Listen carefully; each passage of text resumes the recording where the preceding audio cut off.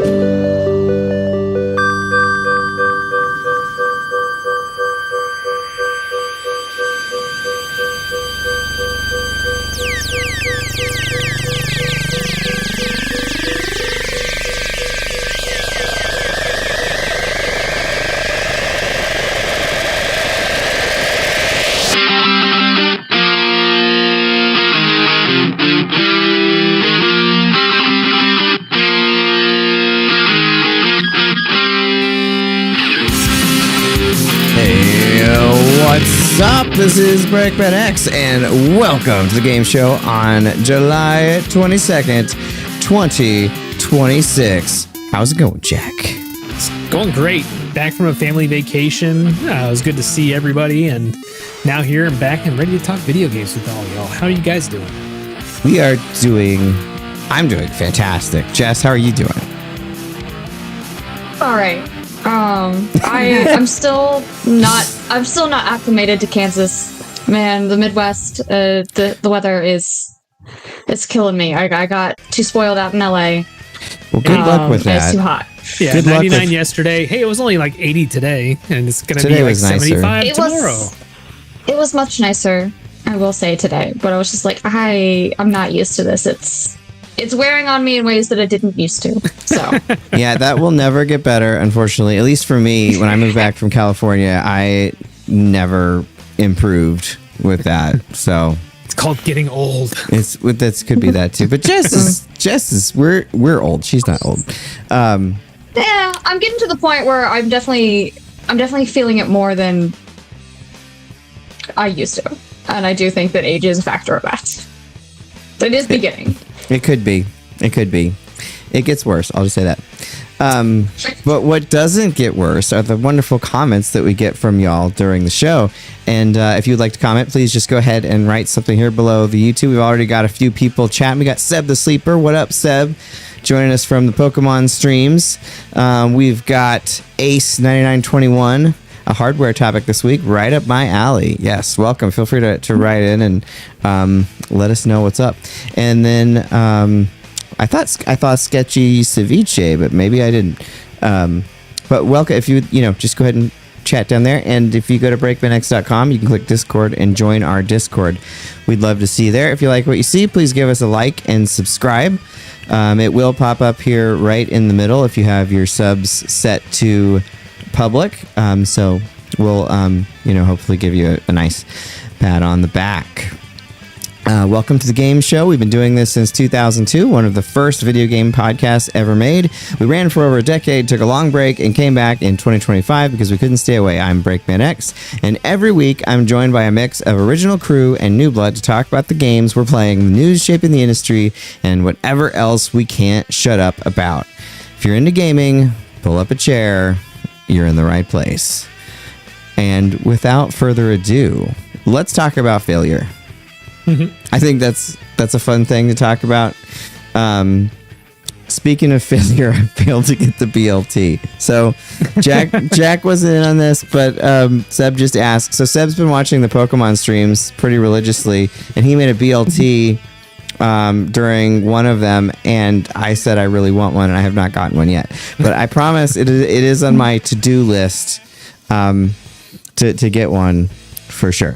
And I've been watching those after. I've been watching them live, but I've been watching them after the fact on demand. And yeah, it seems like you're having a good time. I thought it was really interesting yesterday watching you guys just try to farm the Polytoad. I was just like, no. Or the Poliwag. I'm sorry. Poliwag, yeah. Yeah. No, that's how we will felt get it too. eventually. Did you grimace when I accidentally lost hypnosis? No, I did not. Oh man. But yeah, if you want to check us out, Jess and Break, Catch 'em All is on Tuesdays at 5. So all right. Well, let's get into the news. The news, yeah. So let's start off with something that's only gaming adjacent. As you can see on my lovely shelf here, I have a Lego Pac-Man arcade machine, and Lego is doing me a solid. They're releasing a Donkey Kong arcade Lego set on August 1st, and if you're in the US, it's going to cost $199. Again, I don't know how many people really like Lego out there. I know it's obviously gaming adjacent. You can see my Eevee back there, my Game Boy, and a few other things back there. Like, I don't know who they've got working at Lego, man, but they've figured out they've got me hook, line, and sinker on all this stuff, and It looks pretty sick from what I understand. Watching some of the videos they released with this thing when they announced it, looks like you can actually move Mario back and forth using the joystick and the controller and the button. So that's cool. It's not fully playable, but it's more playable than that Pac-Man machine is behind me. So I don't know. I'm gonna check it out. It looks really cool. And yeah, like I said, I'm a sucker for that kind of thing. So I think it looks cool too. I love your Lego stuff. They look great. If I had more patience and was better at building Lego, I'd have them too. I'm really bad at Lego. If I had money. Yeah, That's also believe me, helpful. It's. I guess my Rock Band money is going to Legos now. Yeah. Because there's no more music to buy. I think you've gotten it all. That's right, and I don't feel like giving it to Epic right now. So yeah, I don't blame you. At any rate, so on actual gaming news, Microsoft announced Xbox backwards compatibility for some PC for the PC today. So they're starting it with 4 games from the original Xbox.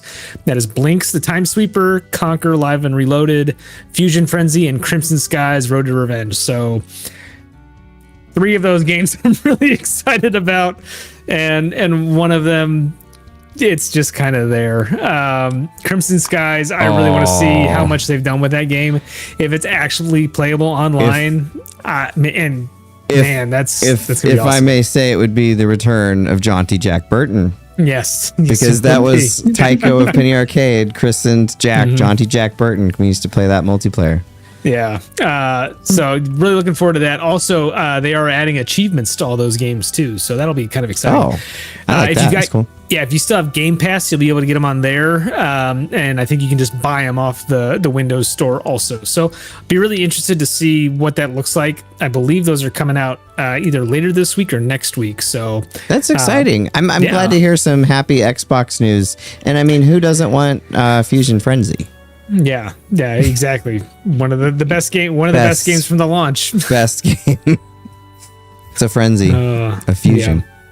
So in other retro gaming news, Armadillo Racer. So this probably nobody knows about Armadillo Racer, but so just some backstory here. So when Namco started getting into 3D games, they had their first system was called System 11, and I believe that's essentially what the PlayStation 1 was.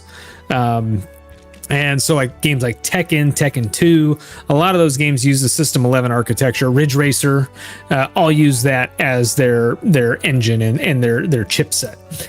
And then Namco followed it up with System 22, and that was something that Soul Calibur, what else? Soul Calibur, Ridge Racer 2, or Rave Racer, and some other more advanced games came out that eventually got ported to, Time Crisis, for example.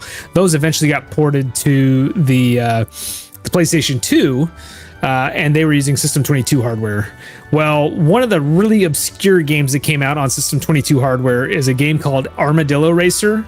And I don't know if you've ever played it. It's not particularly like memorable, but it's super weird and it's super cool.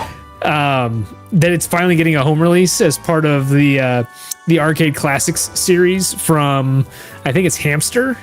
Just a bunch of those releases. It's going to be, I think, either $9.99 or $14.99, but like, if they're doing the work to port Armadillo Racer, I have to imagine they're going to be doing the work to port some more System 11 and System 22 games to That's pretty PlayStation, Xbox, Switch, all those platforms. So I'm here for it. I'm really excited for it. That's really cool. I like when they do the more niche games. So that's really cool. Yeah, but that's like one of those games that never got a home port, and so it'd be the first time you can play it at home. I was just looking up. I've never played it. I was looking up some video. It looks fun. Yeah. It's really dumb. It has in the arcade. It had a trackball, so it'll be interesting to see how they do it on the home versions. There's a Hyperkin trackball, which they don't have the greatest track record, but there was a third party trackball for the old systems released in the last couple years. So I don't know. Yeah, and then the last thing I've got on my list, Marathon's director Joe Ziegler. He has announced that he is leaving Bungie. He's got a new opportunity somewhere else that he can't talk about yet, but he posted a goodbye message. I'm kind of disappointed. Honestly, I thought Marathon had an awesome launch. He actually came in. He wasn't the original director on Marathon. He actually came in after some stuff with the original director came out. Not really an awesome person, but Joe kind of swooped in. He kind of helped get the project back on track and got it released and got it to where it is today. So kudos to him. I'll be really interested to see where he came back next, or where he goes next. He actually came to Bungie from Riot. He was working on oh my gosh, what is their big action oh my gosh, why can't I think of it off the top of my head? It's their action League of Legends? No. Valorant?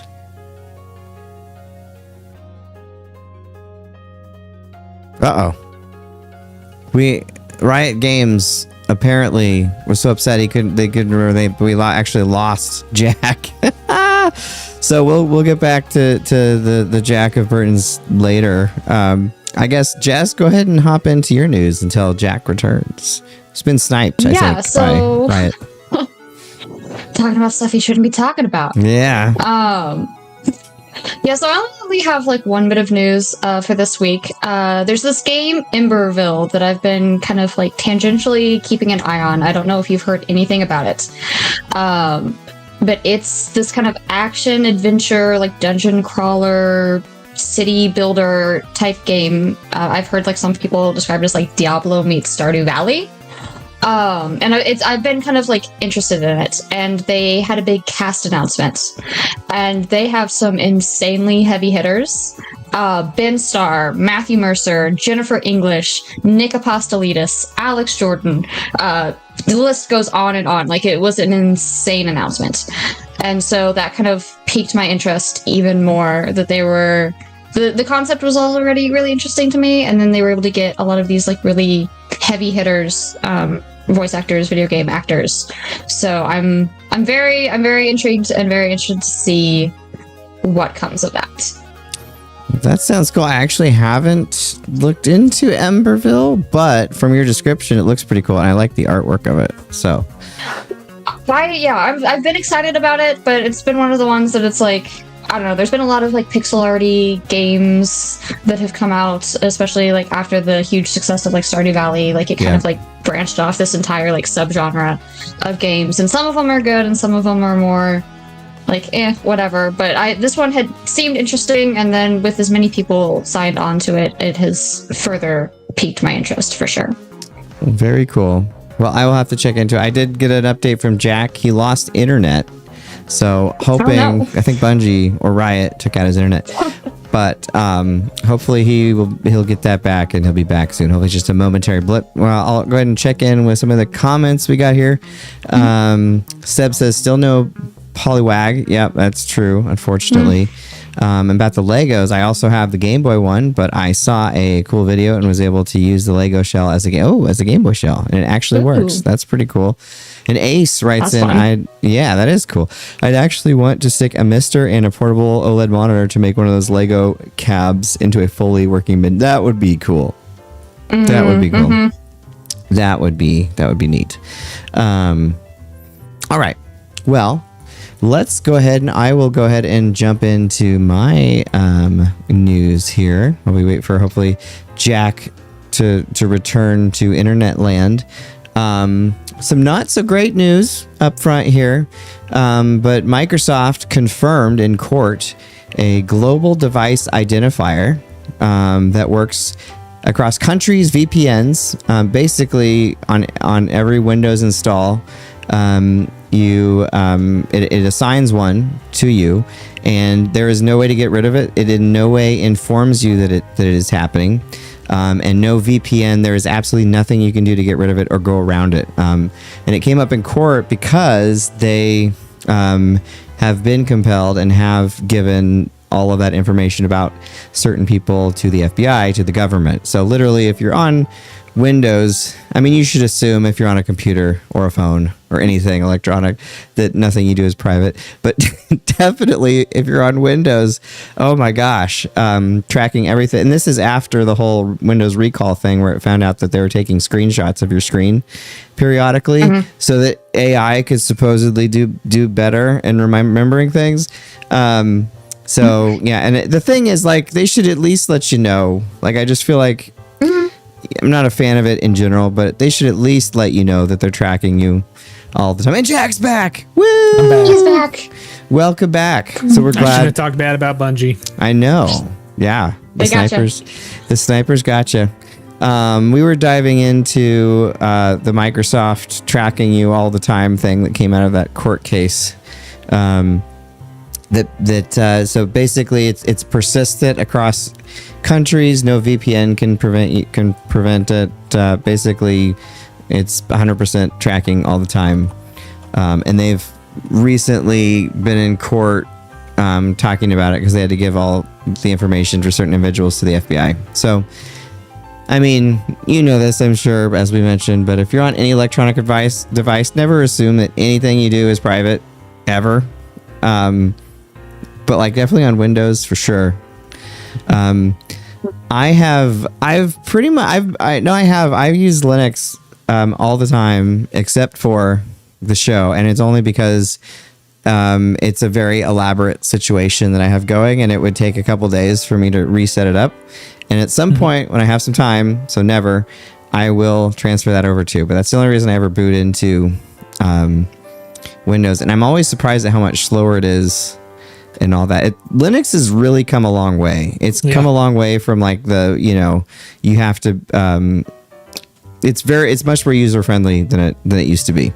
Especially if you're on. I mean, I really like CachyOS, but like Linux Mint is a really good beginner one. But anyway, Jack, did you want to finish up your last bit of news there when we got you cut off? Or no, I think that's pretty much it. I put the last little bit in the chat. The game I was trying to think of was Valorant. That's where Joe Ziegler was in before he left and came to work at Bungie. So that's all. He's got something else lined up, but he hasn't announced it yet. We'll kind of see where things go, but wish him the best of luck, and we'll see where Marathon goes from there. Awesome. Well, hopefully it's good.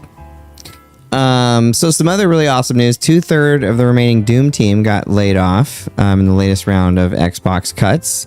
I'm, of course, being sarcastic. I don't want anyone to get laid off. I'm really bummed by the layoffs.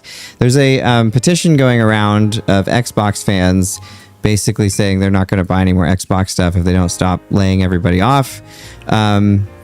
I think this kind of ties into the next thing, but Mike Brown, creative director of Maverick Games, said that it's really sad, and I think it's really, really unfortunate because they've honestly, Microsoft, invested a fortune in the concept of Game Pass as a service, which led to loads of teams being acquired, loads of games being funded, loads of people getting jobs, all with a vision of getting regular games landing in the service for players.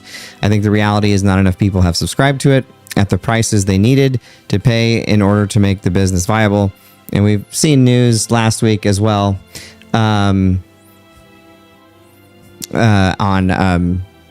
Sorry, got distracted. So yeah, it's not good. It's not good in Game Pass. We talk about how Game Pass in general, they've talked about not being viable and they're canceling contracts. That's what I was going to say. I was looking at right in here from Ace here. At this point, I'm going to limit Windows to offline-only systems, although I might have to suck it up and deal with the mess that is NVIDIA hardware on Linux. So I know I've read the issues with NVIDIA, and I just decided to like say screw it and try it. And I tried 3 or 4 different distros before I finally landed on Kashi as my main, and all of them worked great with my NVIDIA card. I've had 0 issues. There's an option you tick. Actually, they took it. It's automatic now. It detects automatically. And like a year ago, you had to tick an option saying I have an NVIDIA card. Now it just detects it automatically. I have not had to install a single driver for anything. Everything works. All the drivers are contained within the kernel, so it's just all there, which is really nice. But anyway, yeah, my NVIDIA card, I get actually better performance in some games than Windows. Some's a little bit less, but usually pretty close. So it's kind of some better, some worse. But anyway. And I think your 3090 particularly might be okay, but so it's gotten better. Yay! Yay. Next thing. So happiness after all the sadness. I really like the X-Men cartoon, and I just want to say the X-Men 97. I'm really enjoying. I need to watch the latest episode. I have not. So I haven't. I rewatched season 1 because I wanted to be fresh on it. You know, I actually stayed up way too late finishing season 1. But I've probably talked about the X-Men. Everyone knows. But anyway, it is the top Marvel property at the moment. And it is Disney Plus's top streaming show in 65 countries. So go X-Men 97. I was reading this article how the original voice cast of the original X-Men cartoon got together sometime in the 2010s and basically were like, we would really love to somehow work together again. Wouldn't it be great if X-Men somehow came back? And holy crap, you know, just most of the living voice cast members, except for a couple of them, are involved with the show. So it's really cool. I got all my old X-Men cards out. I still have them from 3rd grade. Yeah. So it's great. All right. Not good news. Saudi Arabia's public investment fund, along with Jared Kushner's affinity partners and private equity firm Silver Lake, they announced the deal we talked about in September, $55 billion deal to take Electronic Arts private last September. PIF will hold roughly 93.4% of EA. They are expected to get the EU clearance as soon as tomorrow, actually. And the crazy thing is, this is from the same regulator that was really hard on the Activision Blizzard buyout. But they're basically just kind of letting this one go through. Then there's some regulatory stuff in the United States, but given involvement of certain parties, it's very unlikely there'll be any pushback. So this looks like it is going to happen. Interesting. So, you know, there could be a last minute change, but this was the news as reported most recently, right before the show. And yeah, that was my last one because that one's doubled up. So let's dive into failure. Add-ons that failed. And by the way, caveat here, it's okay if you like these. We're not saying that you're bad if you like something that wasn't popular. All we're really saying is that these devices weren't popular. I mean, some of them I'm not fans of, but you know, don't take offense, or do and make lots of comments. Help us out with the algorithm. Like and subscribe. All right, so the first one on my list, it was just like whenever I think of a failed add-on, it's usually the first one I think of, and that's the 32X. Released, or was it released or announced on the same day that the Saturn came out in Japan? Like, the timing was really bad. That is really bad. That doesn't sound right, is it? Was it really? Let me look. Because I feel like the 32X was out at least a little bit before the Saturn. Let me look. Okay. I never remember these. The 32X and the Sega Saturn collided disastrously in Japan when the 32X launched on December 3rd, 1994, just 2 weeks after the Saturn debuted. So 2 weeks after the Saturn debuted in Japan. And again, the 32X, I think, had it either been like add-on chips in games or released earlier or something, could have actually been interesting because the design itself, I've learned over the year, was what's actually pretty cool. The problem was it was so rushed that developers really didn't have a chance to take advantage of it. There was an X-Men game actually in development. That there's a prototype that's been released that wasn't horrific. But just an unfortunate timing, and you have the whole Sega constantly cannibalizing their audience by releasing the Sega CD, and then this, and it really goes back to Sega of Japan trying to get out in front of competitors. The Sega CD, which we'll talk about later, but the 32X was the Atari Jaguar, because it's like, oh, there's a 64-bit system coming out. Oh no, they're gonna kill us. But I don't know, the 32X, I do have one. I got it for about $5 at a used game store, and it's the only thing in my collection I don't have hooked up. So that shows you how much I like it. Go ahead. No, I was just gonna say, like, the 32X, man, there's something about it, like. It is so cool. Like, if you like arcade ports, like if you liked NBA Jam, if you liked Mortal Kombat 2, that is true. Like, it probably had the best home versions of that until the PlayStation came out. Yes. So like, it has some amazing versions of those games. Yeah. Unfortunately, I should say that also Afterburner and Space Harrier. But did you mention Outrun? They didn't have an Outrun port that I'm aware of. I don't think so. Yeah, I'm sure you're right. Space Harrier is the one. Yeah, Space Harrier and Afterburner were like the two like that I was clamoring for when it did come out. They had a decent. Oh, it was canceled. That run was canceled. It was planned. They had a decent port of Doom. Like, you should try the one they've revamped, Doom Resurrection on the 32X. It's like ridiculous. Okay. Well, I mean, you have to get a 32X, but yeah, there's ways. There's ways. Yeah, you could emulate it. But like, just something about the 32X, it seemed really cool at the time, especially when you looked at like what the Super Nintendo was doing and how it wasn't quite there even on that stuff. And still, Sega still had an amazing backlog of arcade games, but like Star Wars Arcade was kind of I mean, it was fine, but it was kind of okay. You're more friendly than I would be. And then like what the whole system add-on peripheral, whatever you want to call it. I mean, if you don't even include the Sega CD add-on games that needed the 32X also, like, you probably had a library of like 35, 40 games. Yeah, no, I always wanted to like the 32X. I mean, I thought it was really cool when you saw it in stores, and that's why I did finally get one when it was $5. And it is fun. I probably the only reason I don't have it hooked up is it slightly degrades the video signal. My Genesis is the VA02. Ace will let me know if I'm wrong on that one. But whatever the best model is, I randomly stumbled upon in this crappy, well, I shouldn't say crappy, used game store by like a grocery store in Topeka. I just ran it and I was just like, there's a Genesis, and I looked at it, I'm like, this looks a lot like the model that's the one everyone wants. And it was $18, and I asked the guy, I was like, "Is this the one that the VA2 or whatever it is?" And he was like, "I don't know, it's a Genesis." Yeah, but it was. I opened it up, it was, and it does also have the triple bypass to get rid of the video issue that I'll remember in a second what the word is. But there's a video anyway. So the 32X can slightly degrade the video quality. Otherwise, I'd have it up. Can I tell you my 32X story? That I want to know. Every time I'm going to give you full screen for this. Every time I see the 32X, the one thing that always sticks in my mind is I was at a friend's house. We were having a sleepover. Like, it was me and a few buddies.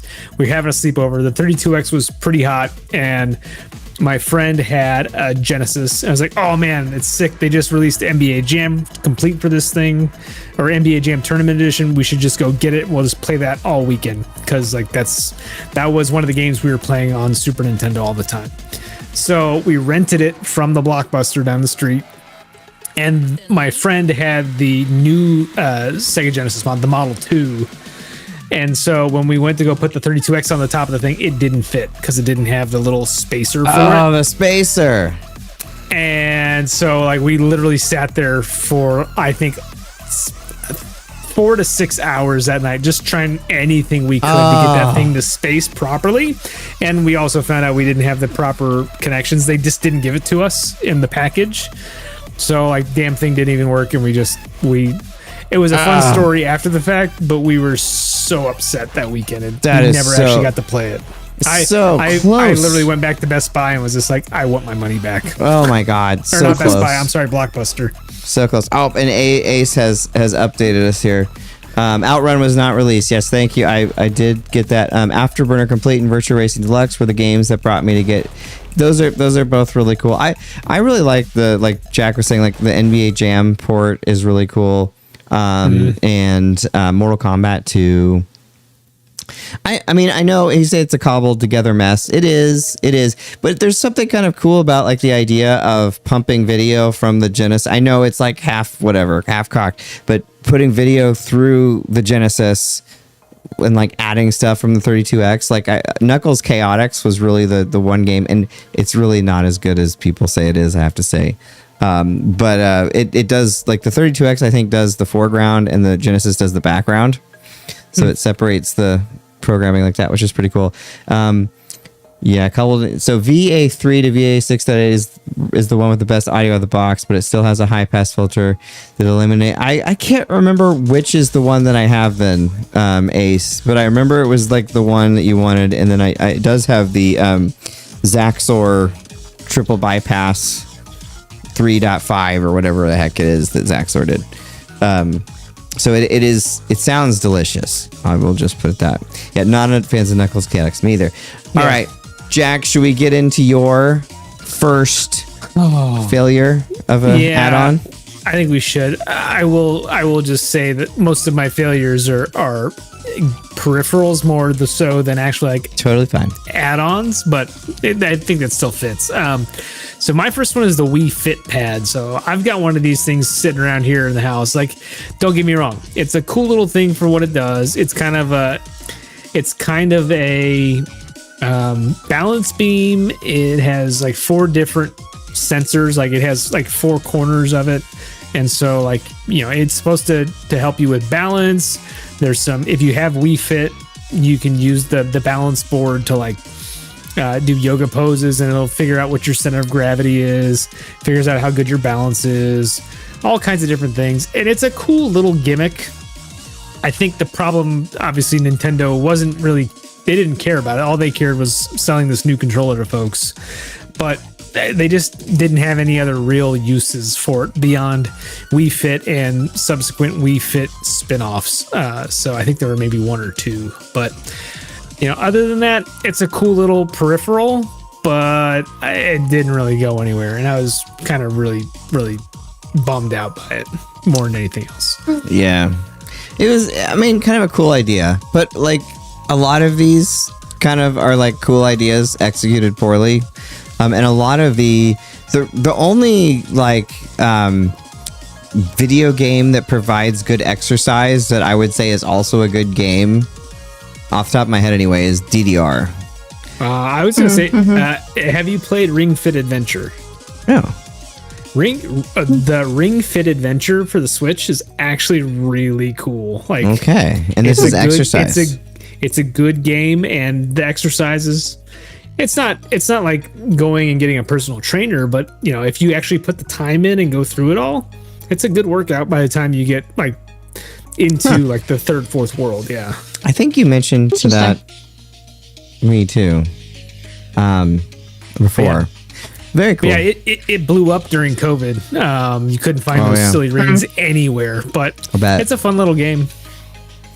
Cool. All right, Jess. I will say before we move on though, I do have a lot of very fond memories of the Wii Fit Pad. Specifically because we got it for Christmas, and watching my parents try to figure that one out was amusing, especially my mother, who does not and refuses very staunchly to ever play any video games ever. That was like the one thing. Somehow we talked her into that one. I think we're like, it's exercise. And then she was like up there like losing her balance on a little piece of plastic, and it was very amusing. So for me, it was worth it just for that. But I do agree that it was a bit of a it had potential, and they kind of just didn't really follow through at all. Yeah. It's a shame. For sure. Oh, well. For sure. But you will follow through with your first pick. Yeah, so I went with and this is really my only one that I have that's like a real failure, because we typically were lucky to get the console to start with, so we didn't do like a whole lot of like add-on type stuff. But the Xbox Kinect was just bad.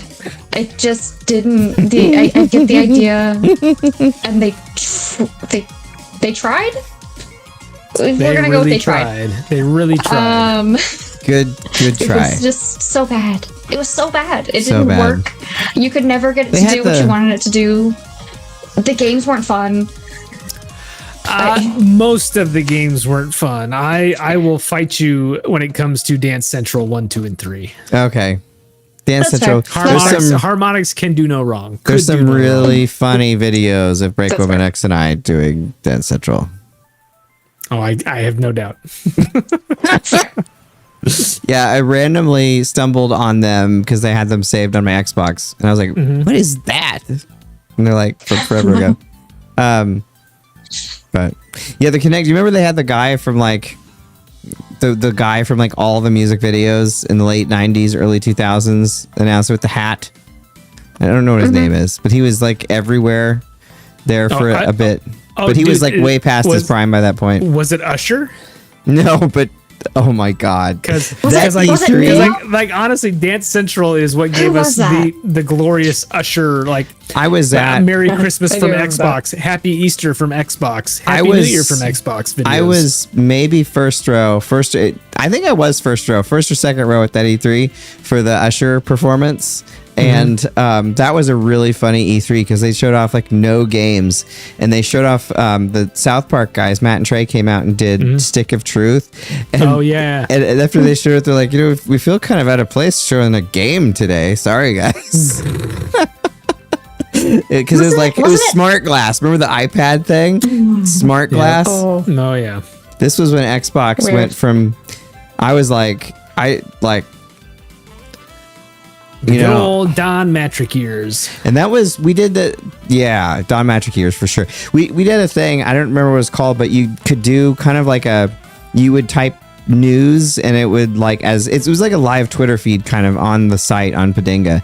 And so you type like, Smart Glass is a stupid thing or whatever it was, or Usher's performing, and then like people could comment on it right on the page. And that was like the biggest train wreck since Ridge Racer. Ridge Racer. It's $800. So, Break, weren't you talking? Wasn't it Neo? Wasn't it Neo that was doing the dancing thing with the Kinect?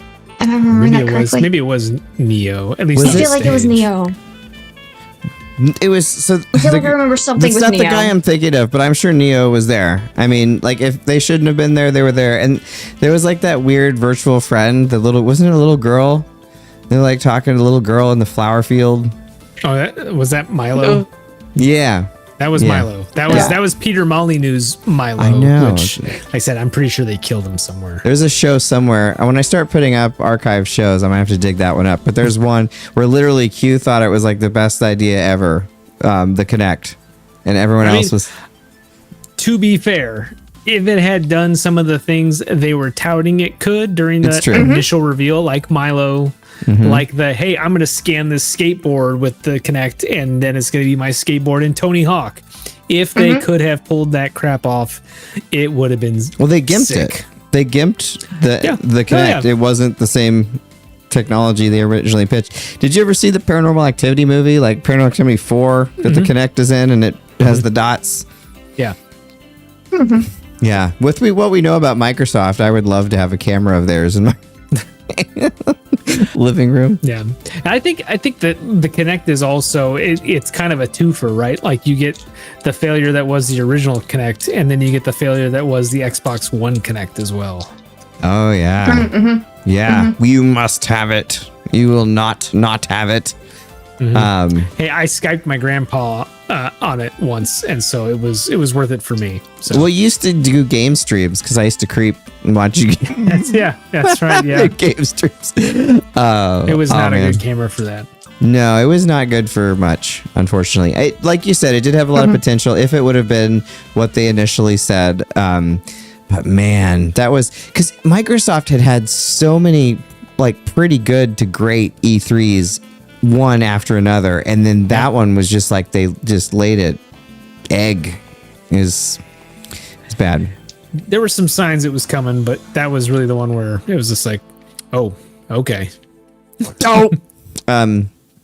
All right, on to my next one. So this is one I always remember for failed peripherals or peripherals that I didn't like. Oh, by the way, they're talking about the Sega CD. We will get to that one. That is on our list. And also 8-Bit Moss Playa. What's up? How's it going? The ones that you listed also might be on the list, at least one of them. If we get there, we'll get there. So when Jack and I worked at a certain brick and mortar game store, we had to sell certain products, and they weren't always good products. And one of them that I remember having to sell was Nyko Airflow or the Power A Airflow, and it was a terrible controller. We thought it was Mad Catz, which were also terrible controllers. These were terrible controllers, and they had fans in them. So, you know, it's an eternal problem that when you play video games, your hands get hot. No, I've never ever heard that, but they like literally advertised on it. Like I think it had a picture of like a gamer and his hands were red and he was like, my hands are hot, you know. And so they put these fans in the controller to cool people's hands off. And I just remember like having to sell or wanting them to sell this bundle, and I remember this mom being like, would my son like this? And I was like, no. I just couldn't stomach it. But yeah, I just those things. I want to, if I could find one for cheap, I would want one just like as a novelty, just to like have. Does the gamer you love have sweaty palms? If so, this is for him. Also, you should maybe get that checked out. Yeah, you should get it checked out. But yeah, that was a thing. That was also like the era of like weird light up things, and yeah, anything but making a good controller they would do. Yeah. Yep. Anything but that. All right, Jack, what's your next pick? Yeah, so I'm going to go back to the Wii because it's just chock full of them because of how many they sold and just how rife that market was. They wanted everybody. Exploitation. Well, I mean, you just had people that didn't know anything about games, so it was like, hey, let's see if this thing works. Yep. Oh, no. Oh, well, let's try something else. Yep. And exactly so right. Mine is, I think it's called the Wii Remote Plus. It was the extra dongle add-in that you added on to the original Wii Remote to make it do actual like it added the kinetics into it, like the why can't I think of the I'll think of it, but it basically added the additional motion control and tracking in space for the controllers. It helped out with turning fork gyroscope. Skyward Sword. Yeah, the gyroscope. Thank you. It helped out with Skyward Sword. It helped out with Wii Sports Resort. But other than that, just a $20 add-on that thankfully it came with Wii Sports Resort, because I don't think I would have paid more than like another like $2 for that thing if I had known exactly what it would have added. Yeah, not much. It did have like an I Love Miyamoto, but probably the most embarrassing Miyamoto moment that I was present for, at least at E3, when they were showing off Skyward Sword and he couldn't get it to work.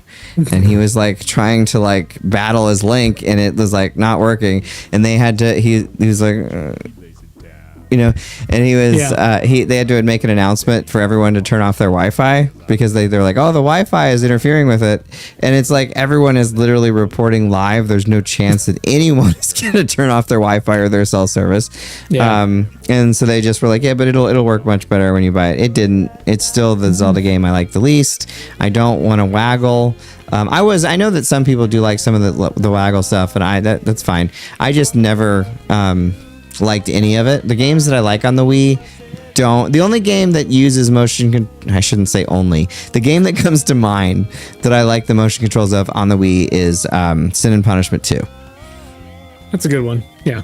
But it's mostly just pointing. I mean, it's not like power, like Punch Out. No, I don't. I want to use it without the motion controls. Yep. But yeah, good pick. Good pick, or bad pick, I guess. Right? Yeah. Yep. Good Bad pick pick, of I think. good pick of bad. Yes. All right, Jess, what's your next one? Okay, so we've already kind of reached the end of my like failure list. So I am submitting a couple that are just like really niche and specific. So there was one that they had for the Game Boy Advance that I actually think is like legitimately really awesome and cool that they did. But it was called the Glucoboy. Okay. And it was like an attachment that you could put into your Game Boy Advance for like kids that had diabetes, where you could like check your blood sugar That's cool. in it, and it like incentivized it, and like you got points in the game for doing it, and then also I think like more points if like you were within target range. That's cool. Legitimately neat. And then I know they had another, because I had a friend that like during that era that was diabetic and like had it, and then I think there was one for the Nintendo DS that came out later that was called Didget that was like very similar as well. So like by no means any kind of like failure or anything, but definitely like very niche and something that I think most people don't know about and probably didn't sell extremely well just because of the very specific kind of person that would need it in the first place. But I thought I'd throw just kind of a weird one out there. That's cool. Yeah. I think that's cool. I didn't even know about it, so that's awesome. Yeah. That's cool. It's a shame those failed. It's something actually useful. Right. And I don't know, because I like vaguely remembered it, and I didn't really remember it until I was like Googling like add-ons for different consoles and everything. And I was like, oh, I remember like that existing. I don't know how like accurate they were. Yeah. Like compared to like an actual one, but I mean, especially if you got like a kid and you're trying to convince them to do this not fun thing to get that like reward system and something that they already had. And I read something, I think it was the one for the DS, but one of the people that helped develop it, their kid had it, and it was like they're always losing their glucose monitor, but they're not going to lose their DS, so this is a win. That's like, you know what? Actually really cool. Anything that incentivizes and kind of gamifies something that a kid needs to do is pretty cool. Yeah. It seems like it worked well and just didn't have the audience, unfortunately. All right, next on my list, going back to the Sega train here, and someone mentioned, Ace mentioned it on the chat here, so Ace, you're ahead of the game, but the Sega CD. So the Sega CD was a system that I was actually super excited for. I had never, it was the first system that I ever had that had CD technology. We had just gotten the Genesis for super cheap. I think, like I mentioned before, I didn't know it at the time. I was a kid, but I'm pretty sure it was like a stolen Genesis because it was brand new and it was like way lower than like 50% of what it was selling in stores. But anyway, I was super excited to have that, and I'd been following along in the magazines, Sega CD. And it had, it didn't just add the CD like audio and video and FMV. It also added scaling and rotation and had, additional graphical capabilities. And that's what I was really excited for. And then I got it and had a lot of music videos for you to watch that it came with, which, was fine, but not why I got it. Sonic CD was great. I still love Sonic CD. Sonic CD is great. It is great. And then actually, as I've now that like you can play any game at any time, there actually are, especially like some Japanese exclusive games like Barry Arm. Well, no, that one came over as Android Assault, but there are some games for the Sega CD that aren't FMV games that are actually really good. Barry Arm / Android Assault, Robo Elise. There's a few others that are really, really good. So it definitely was a failure. And there was a lot of issues when they were developing the Sega CD. But again, it was Sega, scared of the PC Engine CD / TurboGrafx CD and trying to get out ahead of that when really they didn't need to, at least in the United States. I think that one was like they were right to be concerned because like you have some legitimate amazing games that came out as part of that PC Engine True. Turbo Duo. Some of the best. Dracula X Rondo of Blood. You've got Gate of Thunder, Lord of Thunder. Gate of Thunder. Yeah, you got those. You've got oh my gosh. I'm drawing a blank. Like yeah. Anyway, sorry. There's lots of great ones. I'm misremembering a lot of them, but there are some amazing games on that. And I think Gradius 2 is. Yeah, Gradius 2 is one of them. Yep. What I think really bummed me out about the Sega CD was that you didn't get a lot of, like, you did have your Sonic CDs in there. You had some games like that, but by and large, you had Sega of America going to places like, not Digital Realty, but I can't remember what the studio that did like Sewer Shark and Night Trap and all those different like classics, Hollywood adjacent, movie adjacent video. That's pretty kind. Video experiences that I would say is probably good. And so those are just kind of a mess. And like all of those, got ported everywhere, and all of those just were not great. Like Marky Mark's, and the Funky Bunch. Marky Mark's, whatever the music video maker, the boxing game that's just FMVs. Scottie Pippen's basketball game. Yeah, just some real, just terrible games. And it's a bummer. Like, I think if Sega of Japan, or if somebody with just some better sense or some better, like, if somebody had just told them stop at some point, I think it could have been salvaged, and it could have been just as good as the Turbo Engine, the PC Engine CD. That would have been awesome. Like, can you imagine like a world where that happened? I will say though, Sega of Japan made some not so great decisions at that time too. They were kind of the 32X pushers. Without a doubt. I'm not saying that's not the case, but it's just so unfortunate. Sega was so cool. It reminds me of Xbox now. It's just watching self-destruction. Sylphid. Yeah, like that was a great game on the Sega CD. But like, what could have been? Yeah. And wasn't. Nope. Sewer Shark, Corpse Killer. Just Night Trap. Terrible.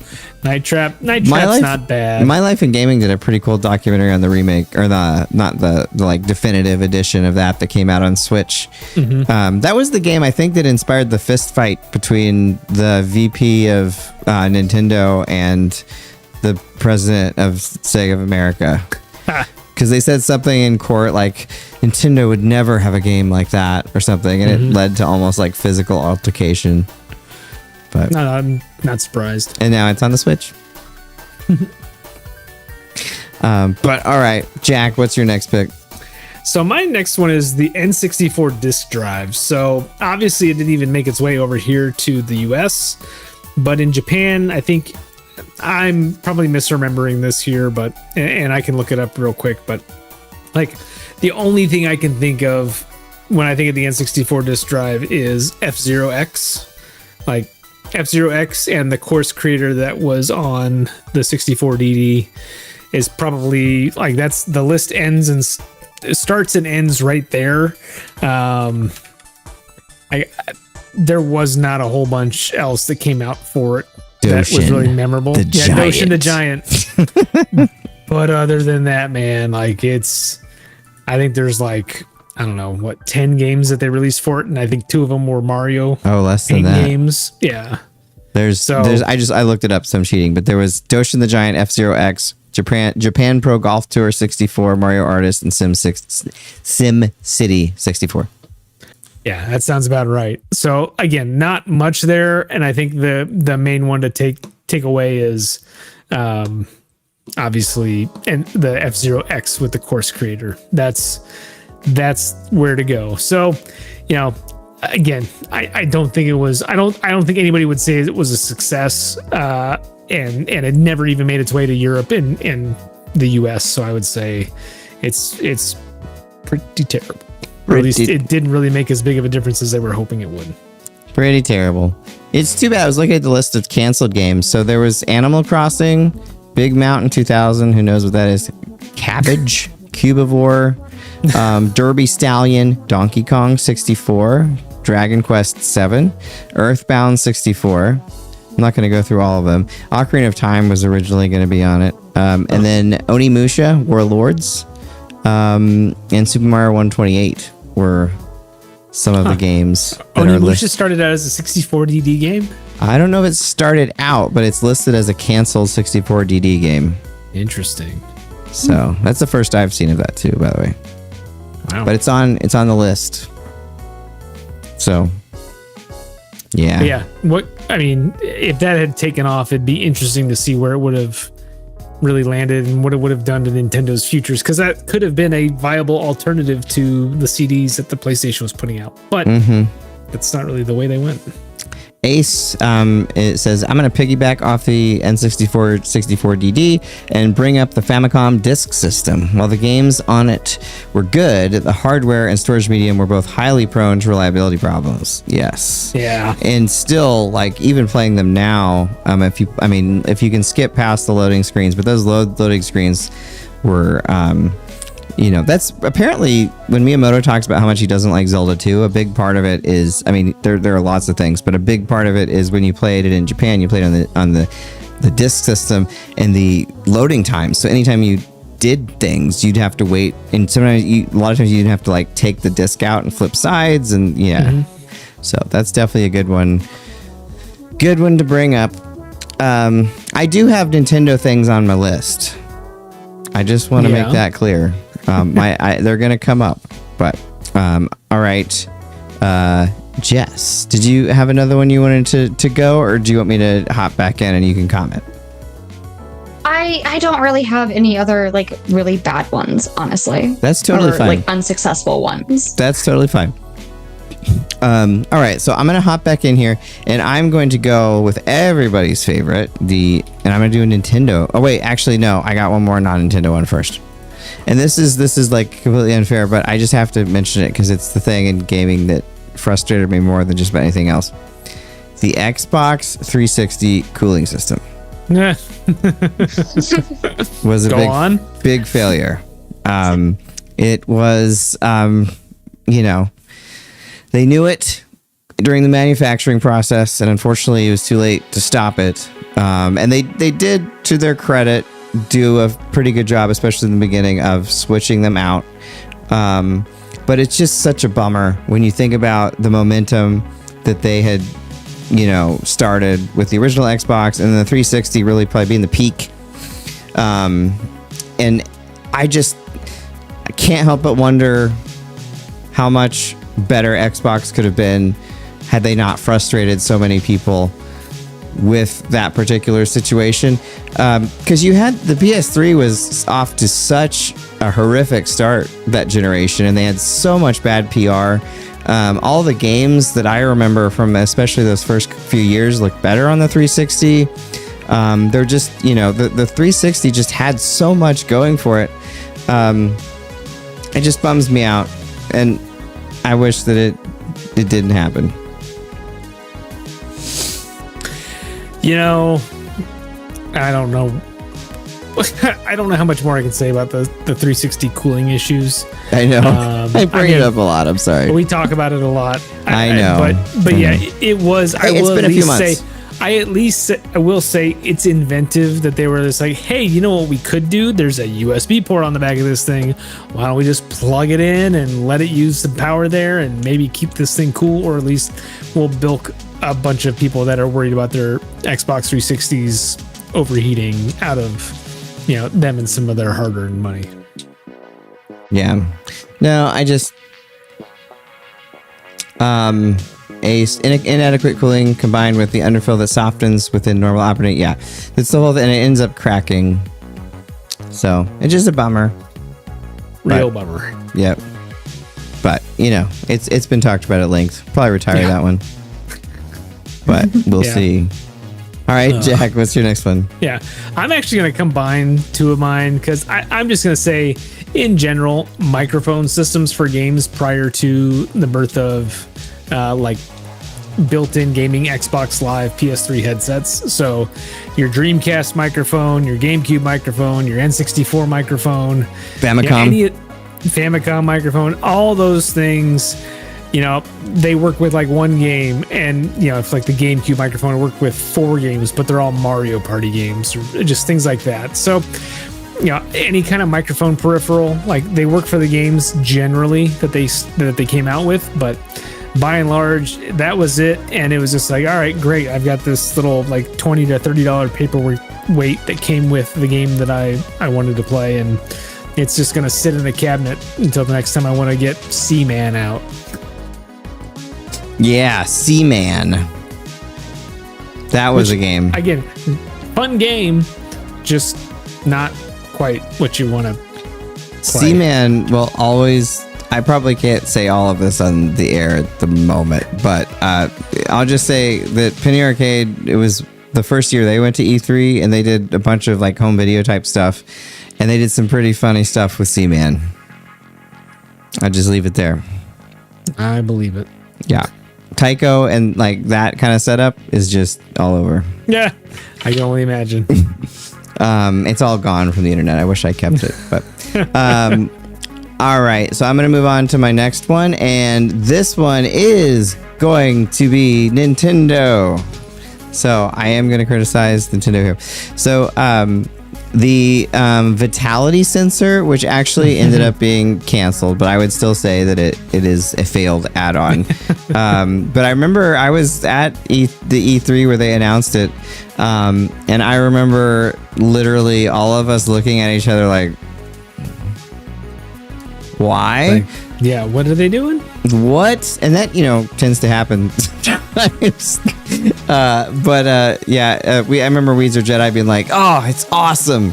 And he would bring it up occasionally in the show, I think despite us, how cool it was going to be. But alas, it never ended up coming out. But it was going to measure the player's heart rate to quantify stress or relaxation levels. So, maybe they just needed to come out with a watch after all. I know it did kind of live on in some respect with Alarmo. I got my son one of those for his birthday last year, and he took it out of the box and he set it up, and I don't think he's ever set an alarm with it.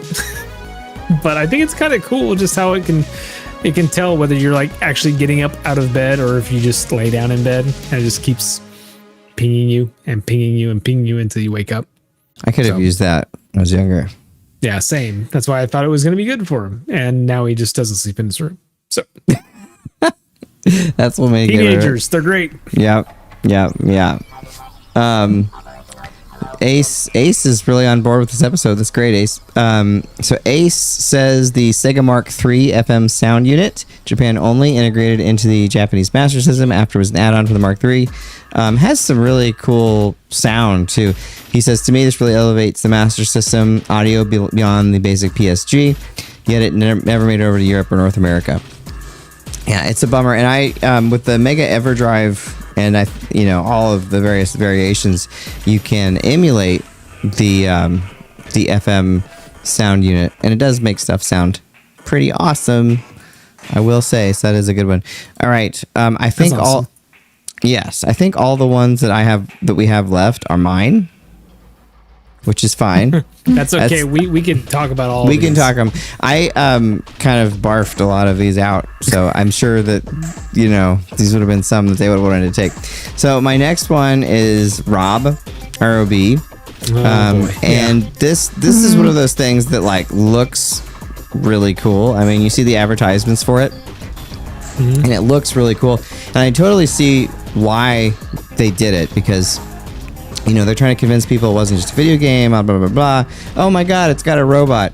Pretty useless. And really doesn't add much fun to it, or much of anything, besides just looking cool. Yeah, I had a friend that had one back when I was that age, and the Nintendo was still new, and they had a R.O.B., but it never worked. Like, it literally just sat there. Like, they would try to hook it up and get it to play stack up every time I was over, Never worked. Just Yep. sat there just holding the controller or hold like they had the rings in their hands. It was just like not doing anything. Just couldn't figure it out. And it's kind of funny, like, you know, as he was going through all those games, I watched Jeff Gerstmann play some of those games that required R.O.B, and he actually found a working one. And like, it was so funny just watching him just get frustrated with the thing even when it was actually working.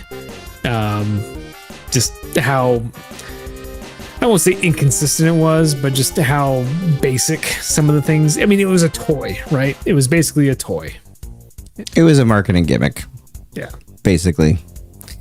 But yeah, I don't know. It's nice to have him in Smash. That's about that's about the best thing we can say, I think. Yeah, it's always fun when he shows up as a cameo somewhere. Yeah. I remember that. That was terrible, but nostalgia. All right, another one in the same vein is the Power Glove. The Power Glove is so bad, literally. But no, the Power Glove, I remember this was another one that I'd been following in the magazines, and I thought it looked really, really cool. And the advertisement for it, I remember there was a commercial, and like you play Mike Tyson's Punch Out by punching. It was like Waggle before Waggle. And it looked really, really cool, and I really wanted one. I still think the design, like the way it actually looks, is cool. My neighbor got one, and he brought it over, and it was really bad, like unusable. Oh yeah, no, like for 80s, like late 80s aesthetic, like it is like peak. Like I would say if you were making a cyberpunk kind of thing in the late 80s, that's exactly the type of glove you would put on somebody. Yeah, it looks so cool, but it looks so functionally bad. Just terrible. Like I still remember the ads are like, you can play Punch Out and actually punch things. It's like, well, not really. Not at all. Because I remember he brought it over, was like, oh, let's punch. And he's like, it doesn't. And even like Super Glove Ball, like the game that was made to go with it, was just terrible and did not work the way you wanted it to work. Yeah.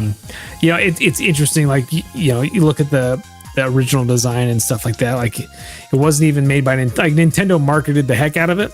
Right. But like, it wasn't even their thing. It was, I think it was Mattel. Was that who put it out? I think that sounds right. Let me see if I can fix it before someone tells us. I want to say Mattel put it out. Mattel. Manufactured by Mattel in the United States. Conceived by Abrams Gentle Entertainment. Creators Grant Goddard and Samuel Cooper Davis. So, yeah, I mean, again, probably one of those things where, like, initially, not a bad idea, would be kind of cool. But in actual practice, it is just, the technology was not there. I would argue it is still not there. Yeah, I would say that sort of thing has never been good, except for Sin and Punishment 2. And that doesn't really count because it's basically like a game. Hey, Crystal Madison, what's up? Nice to see ya. So the Power Glove of these is probably the one that disappointed me the most because I had a lot of hope for it. Yeah, there's another one that's similar to that. I'm trying to think of the name of it. I'm looking it up right now. I think it was called the U-Force. Yeah, there was a U-Force. Broderbund? Yeah. U-Force. It was like a weird, it's almost like a, I'm trying to think, it was like a theremin, but like it was for games. It's really strange. It was the thing you like put your hand in. Yeah, it was like a front screen. Sorry, I'm trying to get the camera. It was like a front screen and then one that was like at a 90-degree angle, and like you put your hands in it, like in the space, and you did things with it to make it actually do things. It was really, really strange. I never actually got to see one of those things, but I did see it in magazines quite a bit, and it always looked interesting. And like one of the things they showed was like somebody playing Punch Out with it. It's just like, yeah, you can actually like punch the thing. I was like, no, you cannot. Could you? maybe. You cannot No, do that. it did I feel not like we work. have to show people this thing because it's I'm looking it's it was so strange. bizarre.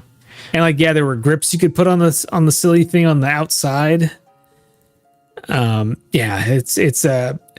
It's amazing that thing ever got manufactured at all, or that they sold any copies. It's amazing of this. that exists for sure.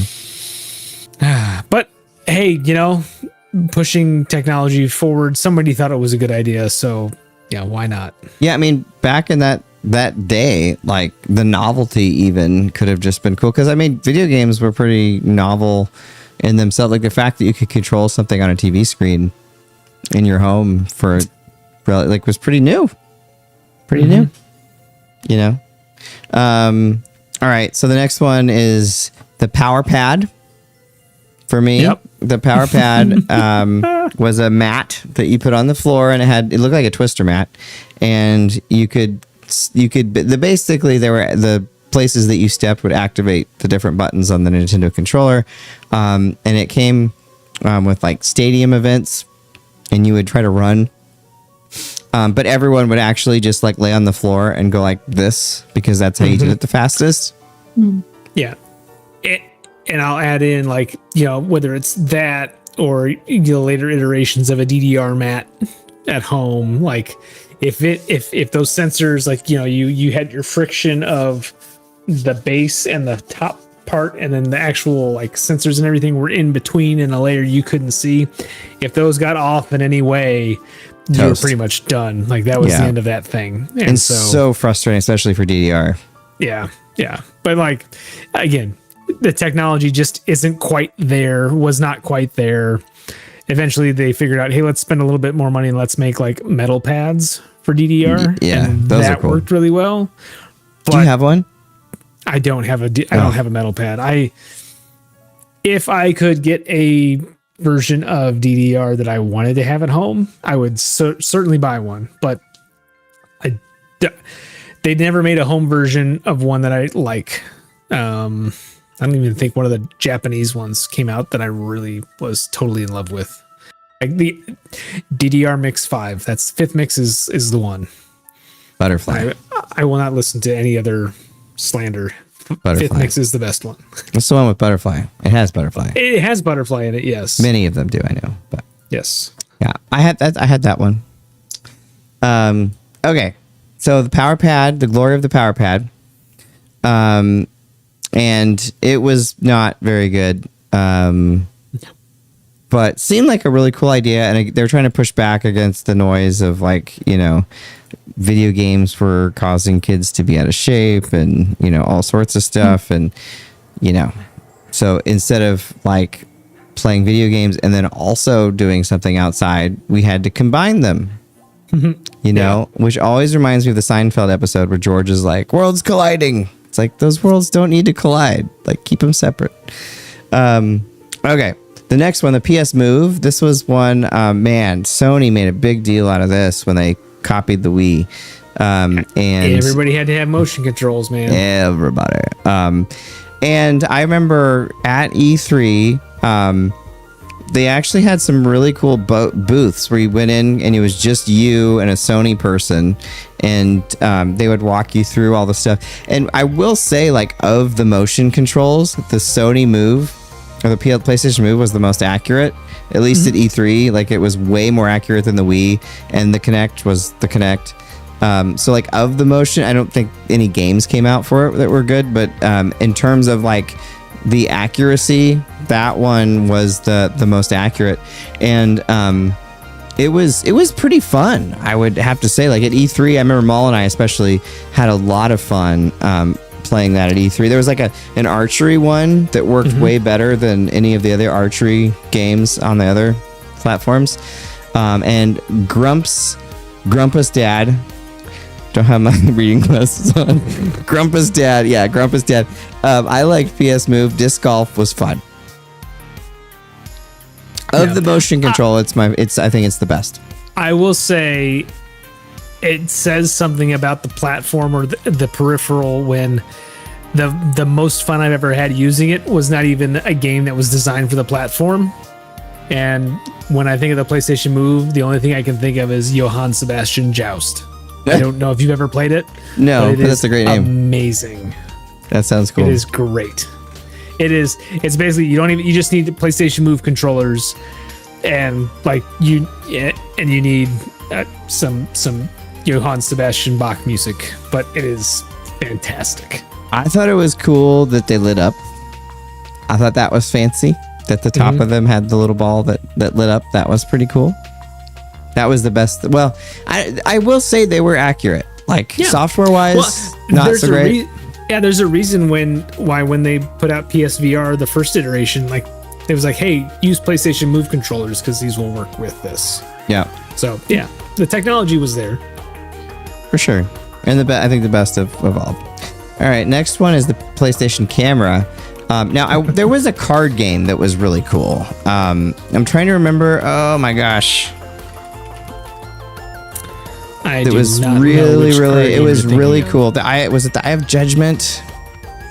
There was the card game. Yes, that was Eye of Judgment. Okay, that was pretty cool because you'd put the card out and the camera would see it and the card would come alive.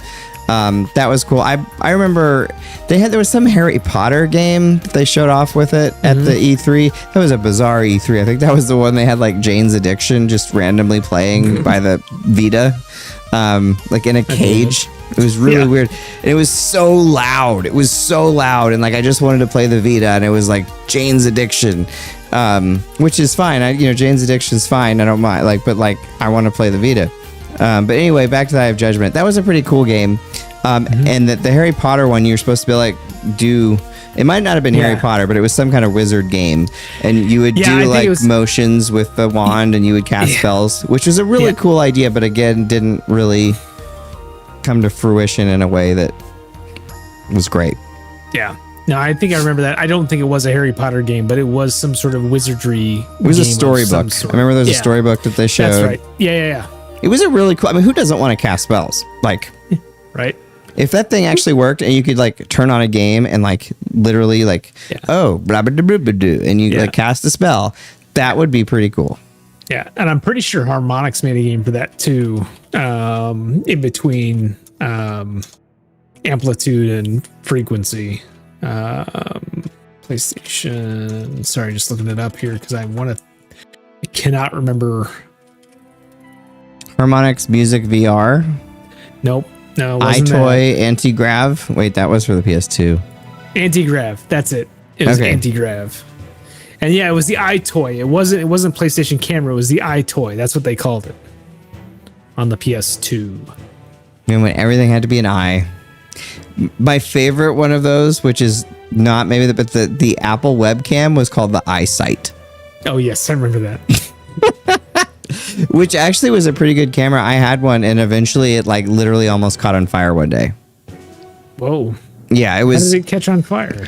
It was the one we used it for the show for a while to do our webcam stuff, and it just stopped working. And I was reaching up to move it, and it was so hot it nearly burned my hand. Whoa. So I unplugged it, of course. But some of that FireWire stuff in that day could be kind of precarious, and it was FireWire. And it literally almost fired the wire. But it was so hot. You could not touch it. And it was metal, too. So it, really conducted, the heat. Wow. Ouch. Jess, how do you feel about these fantastic accessories? I do think it's interesting in that it does feel like they have really dialed them back as time has gone on.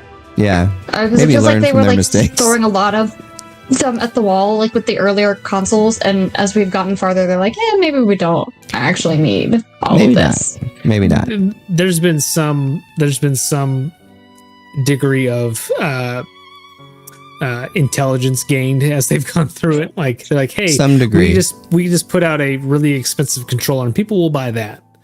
Or we can here's put your out $80 controller. Yeah. And for a brief period, virtual reality headsets, but that too.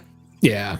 I really wish that didn't make me nauseous. Plastic instruments still rock.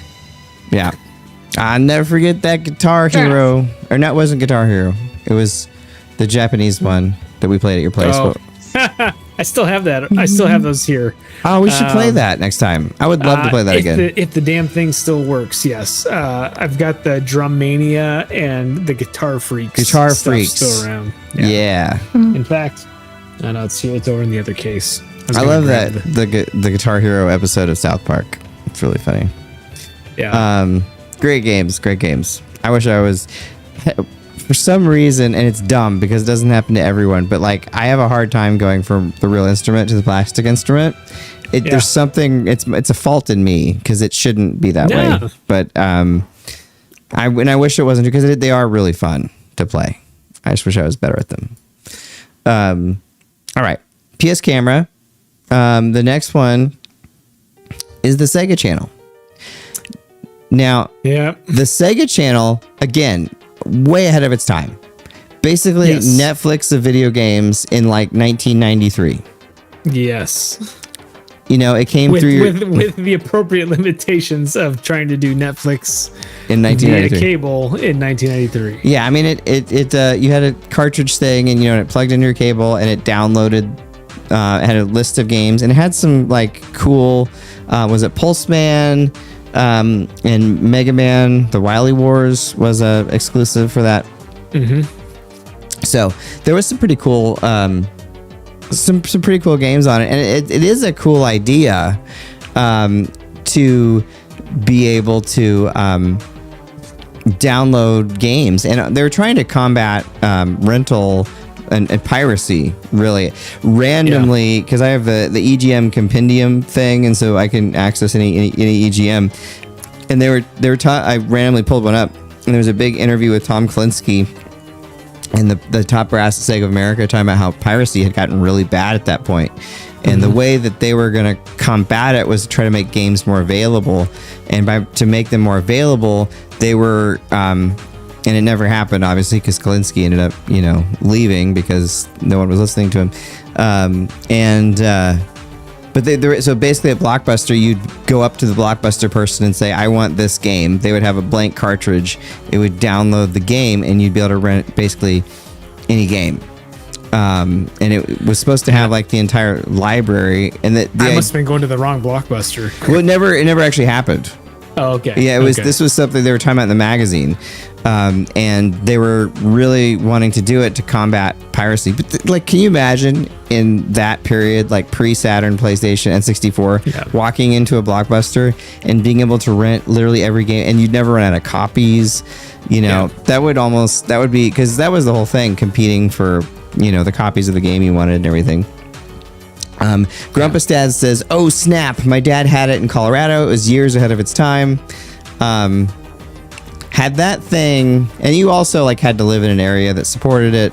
There was some things, but such a cool idea. Yeah. Such a cool idea. Until you get to, I think, what was it, Mortal Kombat or Mortal Kombat 2, and they tried to do it, and it had two different games. One game had certain characters, and then another game had the other half of the characters. Yeah. Maybe it's one of the Mortal Kombat games. I want to say it's either 2 or 3. Also, if you only had the 3-button Genesis controller, I mean, this is a different issue, but if you wanted to switch between punches and kicks, you had to push start. Yeah. Yep. Not optimal. No. Not optimal. All right, so the next one and the last one on my list, then we'll go down and talk about something else, is the fantastic and the wonderful Sega Activator.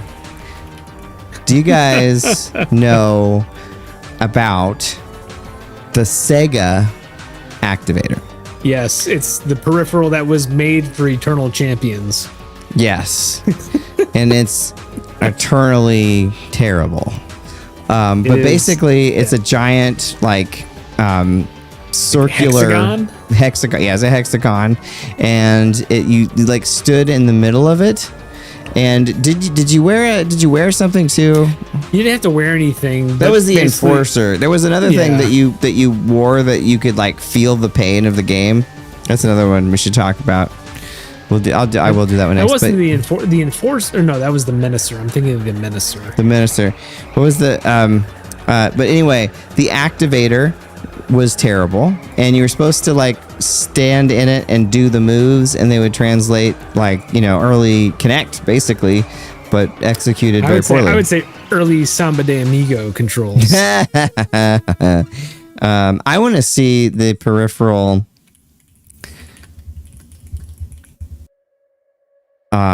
What was it called that you could? No, in Feel the Game, it was the Sega Activator.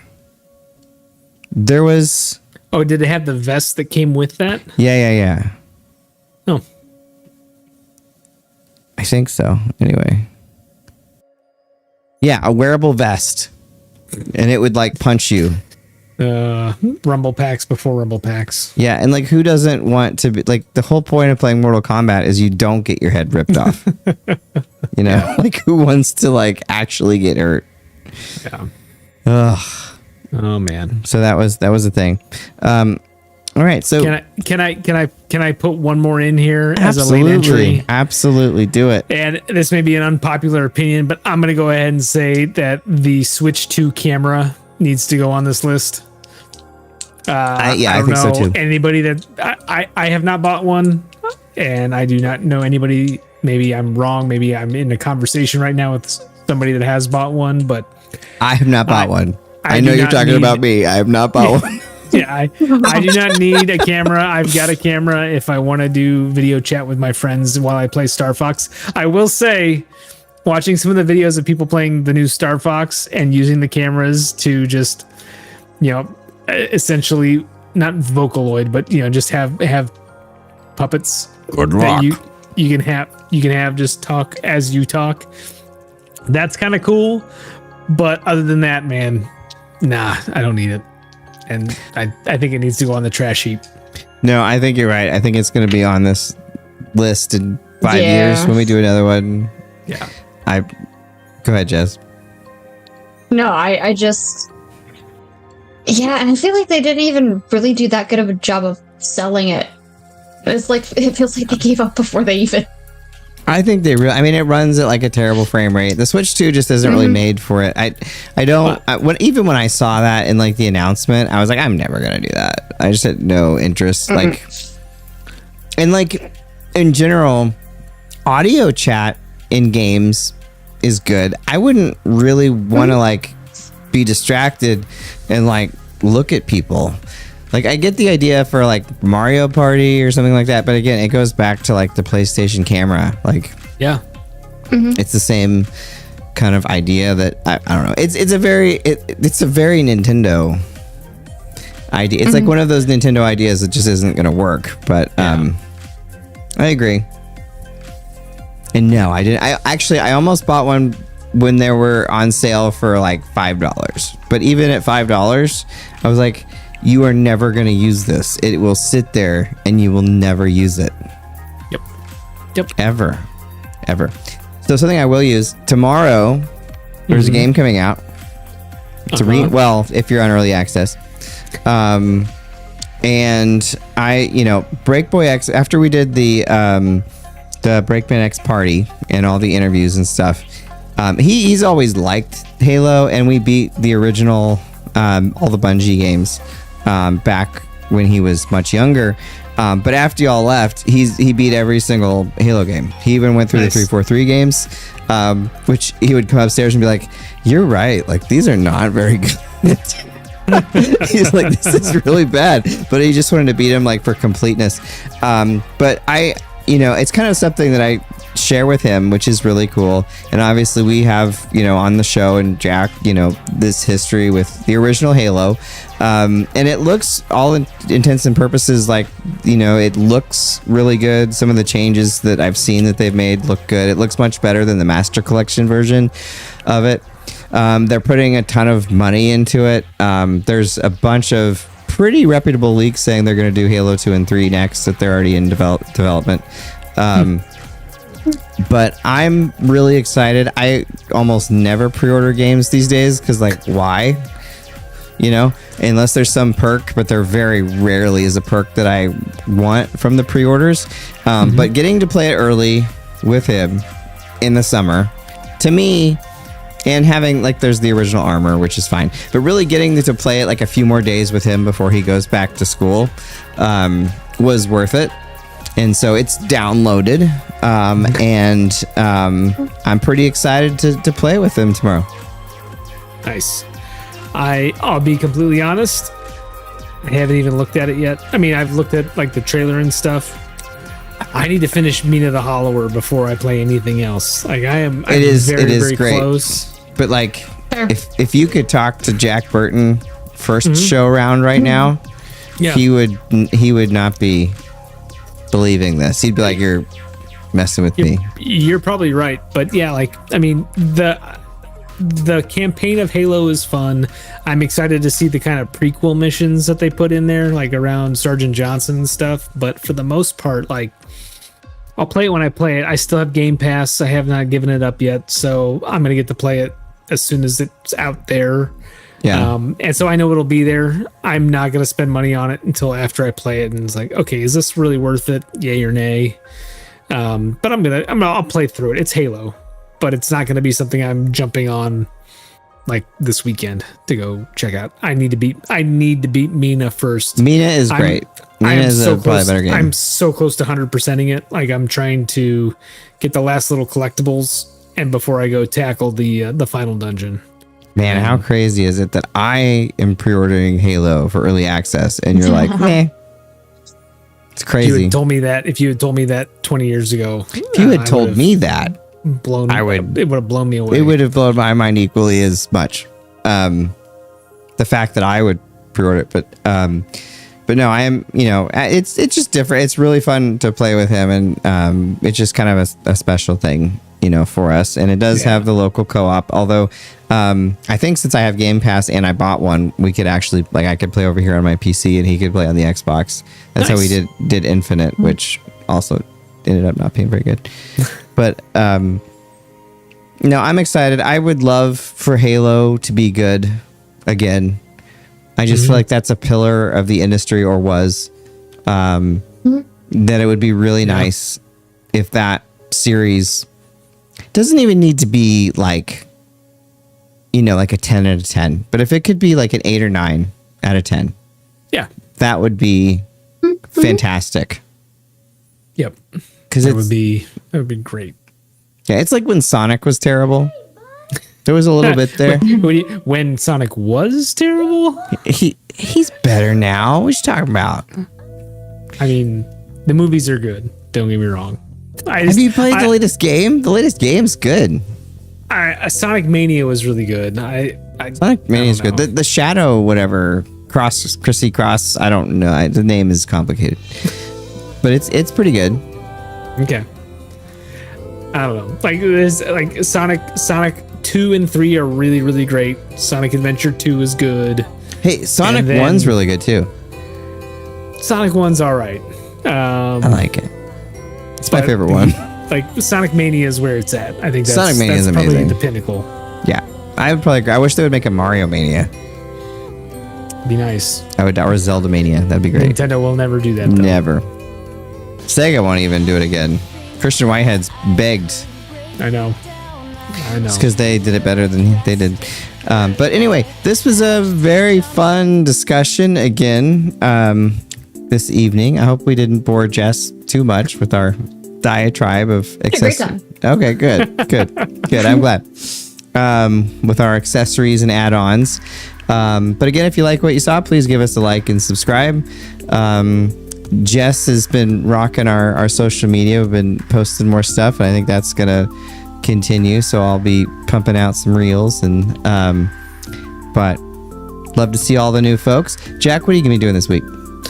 Oh man, like I said, I'm gonna try to beat Mina the Hollower this weekend.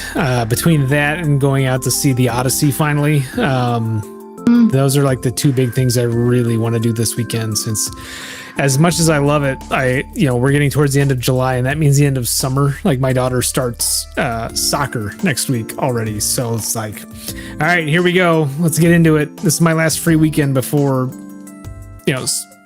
fall sports start, and then school starts, and then you just get into it and never have time for anything else. So that's my weekend, is trying to do that and playing some more Tetris Forever. I'm really digging it. It's it's really fun.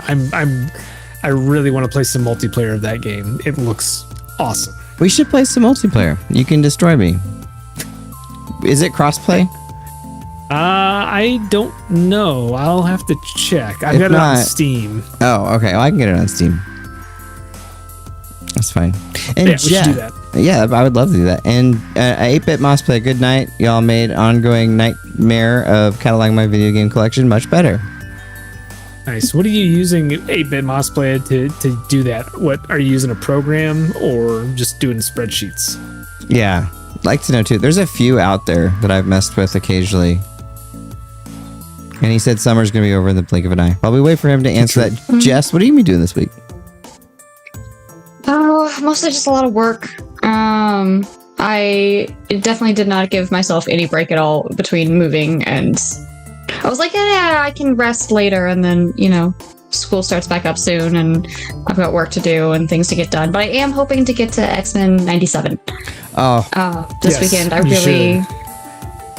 I just really want to get through it because I also adore the X-Men. And the first season was so good. So yeah, I love the X. I mean, I've said it a million times, but like, I don't think they could have done a better job both reinventing it and incorporating all the stuff.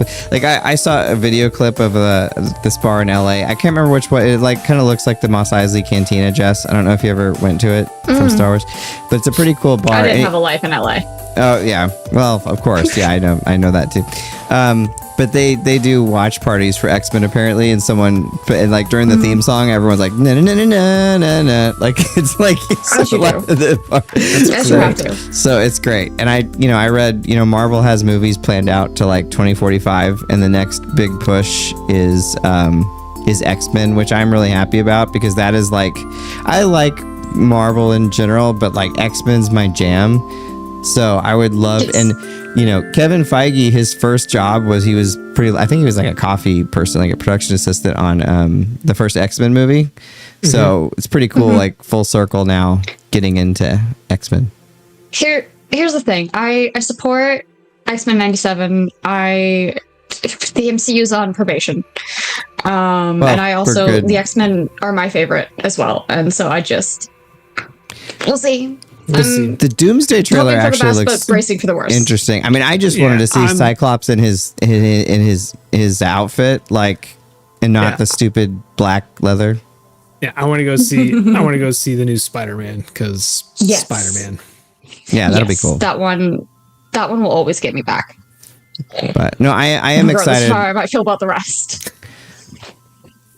Yeah, I'm trying to remember the last Marvel movie I saw in the theater. It might have been Avengers. I saw the latest Doctor Strange. I saw Fantastic Four. Oh, we did see Fantastic Four. What was that? Oh, I didn't see Fantastic Four. I saw it later. It wasn't bad. Yeah, it was better than the other 3. But I think Feige said recently in an interview that basically they were inundated by, he didn't name Disney, but they were inundated by having to make a massive amount of stuff for Disney Plus in addition to the movies. And basically the decree has come down now, quality over quantity, and that directive of just making a ton of stuff is no longer there. And it couldn't come at a better time because like they have amazing resources like all the way around. And if the quality that was the earlier Avenger movies, when Marvel was really firing on all cylinders, or original Iron Man, if they could make some X-Men stuff like that, I might die in the theater of happiness. Like I'm going to die when I see Cyclops and even seeing Wolverine in his costume and Wolverine and Deadpool. Yeah, like that's pretty great. Yeah, I mean, like, you both have seen season 1, right? Yes. Yeah. One of my favorite jokes in that, and again, it's been out for a while, so there's a very slight spoiler of one joke coming up. But when Cable says like, oh, when they give him his X-Men uniform, he's like, oh, is the circus in town? And Cyclops is like, what do you expect? Black leather? It's like, yeah, because that's a reverse of the X-Men joke. Yeah. So anyway, very excited about that. And lots of other stuff going on. But I'll let you guys know what I think of Halo, Jack, which is just bizarre that I'm the one telling you. Let us know on the Discord. I need to know. I will. I'll let you know. I mean, I'm probably gonna enjoy it no matter what, just because I'm playing it with him. But I don't know. It looks neat. Look, the graphics look great. Yeah, it's a fair point. I should probably tell my son that it's also out because he will want to play it co-op. Only early access though. You have to buy the premium version. Yeah, I know. Like I said, I'm gonna just wait for it when it's on Game Pass. Well, that's which because should you're be saying another few days. Yeah, I'm Game Pass. I might be canceled. I like hearing about they're canceling the contracts and all that. We'll see what they do with the original Xbox games, but I can't imagine being on that very much longer. Yeah, I just want my streak. It's fair. 2003, we got on Xbox Live. I know. Yeah. Giving that up is going to be tough. Yep. But all right. We'll see. Well, thank you very much for watching the game show, and we will see you same time next week.